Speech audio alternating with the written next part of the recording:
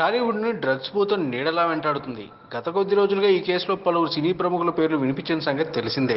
సినిమాల్లో సందేశాలు ఇచ్చే కొందరు సెలబ్రిటీలు నిజ జీవితంలో మాత్రం నీతులున్నది చెప్పడానికే వాటికి మేము అతీతులం అన్నట్లుగా ప్రవర్తిస్తున్నారు. టాలీవుడ్లో వెలుగు చూసిన ఈ డ్రగ్స్ ఉదంతమే ఇందుకు తాజా ఉదాహరణ. అయితే టాలీవుడ్లో కొందరు సెలబ్రిటీలు డ్రగ్స్ ఎప్పటి నుంచో వాడుతున్నారు. అయినా ఇన్నాళ్ళు చీకట్లో దాగిన ఈ నిజం ఇప్పుడు ఎందుకు వెలుగులోకి వచ్చింది? ఇన్నాళ్ళు గుట్టు చప్పుడు కాకుండా నడిచిన ఈ దందా తాలూకు నిందితుల గురించి అసలు ఎలా తెలిసింది? ఇలాంటి ఎన్నో ప్రశ్నలకు ఇదే సమాధానం అంటూ ఓ ఆసక్తికర విషయం ప్రస్తుతం సినీ వర్గాల్లో చర్చనీయాంశమైంది. సినీ నటుడు రవితేజ తమ్ముడు భరత్ రోడ్డు ప్రమాదంలో మరణించినప్పుడు అతని ఫోన్ను పోలీసులు స్వాధీనం చేసుకున్నారని ప్రచారం జరుగుతుంది. ఆ ఫోన్లో ఉన్న డేటా టాలీవుడ్కి డ్రగ్స్ సరఫరా చేసే కొందరిని గుర్తించడానికి ఉపయోగపడిందని, అక్కడ తీగలాగితే ఈ డొంకంతా కదిలిందని కొందరు చర్చించుకుంటున్నారు.